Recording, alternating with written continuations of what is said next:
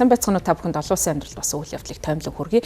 Тайваны зүгээс Оросын холбооны усаас нефтийн бүтээгдэхүүн авдаг болсон тухай мэдээллийг тус улсын тайланд бол дурдсан байгаа юм байна. Энэ байдал нь бол Тайван арлын бие даасан за мөн энэ дотроо бол эрчим хүчний аюулгүй байдалд нь чухал нөлөө үзүүлж болзошгүй ийм тайланг бол нийтлсэн байна. За энэ тайланг Хельсинки төвтэй эрчим хүч цэвэр агаарын судалгааны төвөөс лав гарагт гаргасан тайланда дурдсан байна. За тайланд дурдсанаар Тайван энэ оны эхний хагаст Оросын холбооны усаас 1.3 тэрбум ам долларын нефтийн бүтээгдэхүүн худалдан авсан гэдэг нь харагдсан байна. За энэ нь бол дэлхийн бусад орноос ийм төрлийн нефтийн бүтээгдэхүүн авснараа тэргүүлж байгаа гэдгийг мэдгдсэн. За одоогийн байдлаар Тайван болон за мөн Тайваныг дэмжигч барууны холбоотнуудын зүгээс Оросын холбооны улсын Украинд явуулж байгаа үйл ажиллагаатай холбоотойгоор эсэргүүцэл илэрхийлж 20 гаруй хэмжээнүүд авсан байгаа. За гэвч бол Тайван хэдийгээр ардсан орнуудын хамтын нийгэмлэгт багтдаг боловч ийхүү Оросын холбооны улсаас нефтийн бүтээгдэхүүн авж байгаа явдал нь бол олон улсын бас эсэргүүцлийг төрүүлж байгаа юм байна. За Тайваны Оросын холбооны улсаас гол авдаг бүтээгдэхүүн нафта нэртэй бүтээгдэхүүн байдаг юм байна. За энэ бол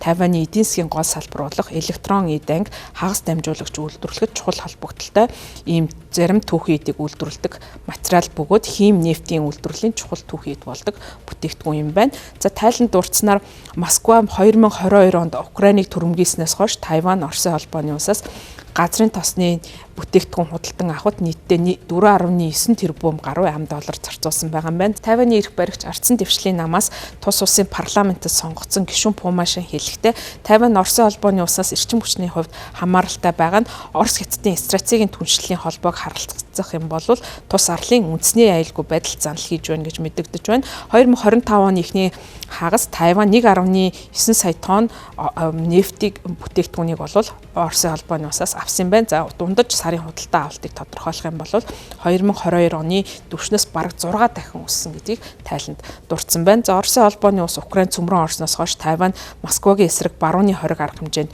нэгдсэн. За тус улсын хувьд хэдийгээр 20 арга хэмжээнд нэгдсэн боловч экспортын зарим бүтээгдэхүүн дээрээ үүнийг бол хэрэгжүүлэхгүй байгаа нь бол харагдсан. Мөн энэ 7 хоногт Тайваны гадаад хэргийн сайд Лин Чампун Европод хийх айлчлалын үеэр Варшавын аюулгүй байдлын дэд хэмжээний уулзалтанд оролцсон. За энэ үеэр бол дарангуй дэглэм дэлхийд даяар тэлж байгаа. За мөн ардсан орнууд өөрсдөө ханган нийлүүлэлтийн сүлжээгээ бий болгох ёстой гэсэн зүйл дээр бол санал нэгдэж байгаагаа илэрхийлсэн. За Европыг бол цаашдаа Тайвантай хамтран ажиллахыг уриалсан байна. За гэхдээ Америкийн нэгдсэн улс, Европын холбоо болон бусад орнуудаас Тайваныг Оросын холбооны улсаас чулуутсан төршийн бүтээгдэхүүн импортлоход нь хязгаарлагдахгүй байдал дээр шүүмжлэлтэй хандаж байгаа юм байна. За Америкийн нэгдсэн улсын ерөнхийлөгч Дональд Трампын хувьд Оросын холбооны улсаас нефтийн бүтээгдэхүүн импортлож авч байгаа орнууд дээр ихээхэн хатуу ийм 20 гаруй хэмжээ авах төлөвлөгөөтэй байгаагаад илэрхийлж байсан. За ялангуяа Америкийн нэгдсэн улсын холбоотон гэгддэг зарим орнуудад давхар 20 гаруй хэмжээ авах магадaltaй гэж яригдж байгаа. Үүнтэй холбоотойгоор энтгэг улсад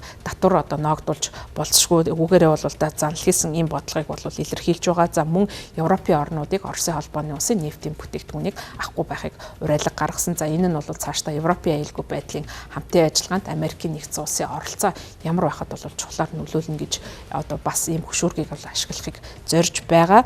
За Москвагийн хэсэг 20 гаруй хэмжээ авахгүй байгаа. За мөн тус улстай худалдаа авалтаа өргөжүүлэх хүртэл бол өргөжүүлж байгаа энэ явдалд бол Америкийн нэгдсэн улсаас зовж байгаагаа мэдгдсэн. За мөн 8 дугаар сард Вашингтон Оросын нефтийг үргэлжлүүлэн худалдан авснаас энтгэх дам татвар ногдуулсан. За ингээд Америкийн нэгдсэн улсын худалдааны сайд Ховард Лютикийн хэлсэн үгийн дараа энэ асуудал бол яригдаж эхэлсэн. За мөн Тайван бол энэ 7 хоногт бас өөр нэгэн асуудлаар бол Америкийн нэгдсэн улстай яриа хэлцээ өрнүүлж байгаа. За энэ нь бол хоёр улсын хооронд бас үл ойлголцол болон асуудал бол үүсгэхэд нөлөөж байгаа юм. За тухайлах юм бол Америкийн нэгдсэн улсын хувьд өөрийн улсад бол хөрөнгө оруулалтаа нэмэгдүүлэх. За Тайваны зүгээс чипний үйлдвэрлэлээ буюу хагас дамжуулагчийн үйлдвэрлэлээ Америкийн нэгдсэн улсыг шилжүүлэхийг уриалж байгаа. За үүнтэй холбоотой асуудлууд бас үүсэж байна. За Тайваны төрийн өмчит газрын тос байгалийн хийн компани болох CPC компани зүгээс 2024 оны 6 дугаар сард Оросын нефтийн импортыг хүлээн авах байсан гэдгээ мэдгдсэн. За гэвч бол Оросын холбооны улстай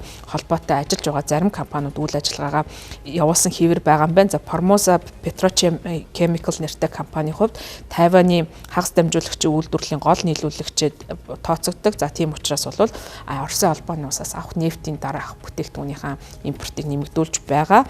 За мөн тус компани мэдгдснээр бол газрын тос боловсруулах үйлдвэрт нь бол өмнө нь 9% байсан зүйл нь бол 2025 оны 6 дугаар сард бол 90% болгож бол өөрийн импортоо нэмэгдүүлсэн тухай мэдээллийг өгч байна. За энэ бол тус компани тайлангаар бол нотлогдож байгаа юм. За үүнтэй холбогдуулан CNN агентлагаас тухайн мэдээллийг баталгаажуулахыг оролцсон. За Тайваны зүгээс бол ямар нэгэн одоо шууд мэдээллийг хийхээс зайлсхийж байгаа. За түүний хувьд бол эдгээр одоо Тайван арлын хувьд бол өөрийн одоо бие даасан байдлыг хангахыг зорж байгаа. За сүүлийн үед Америкийн нэгдсэн улсын дэмжлэгтэйгээр бол энэ тэмцлийг хийхэн урагшлуулж байгаа. За нөгөөтэйгөр гол одоо хөрш болох Бүгд найрамд Хятад ард улсын зүгээс тэлэх бодлого явуулж байгаа нь Тайваны аюулгүй байдалд сөргөөр нөлөөлж байгаа. За мөн Бүгд найрамд Хятад ард улсын зүгээс Оросын холбооны улстай харилцаагаа сайжруулсан. За хоёр улсын хооронд стратегийн түвшлийн харилцаа тогтоосон байдаг. За энэ нь бол хоёр улсын хооронд бараг холбоотны харилцаатай тэнцвүүц хэмжээний өргөн хэмжээний харилцааг хөгжүүлсэн гэж үзэгддэг. За тийм учраас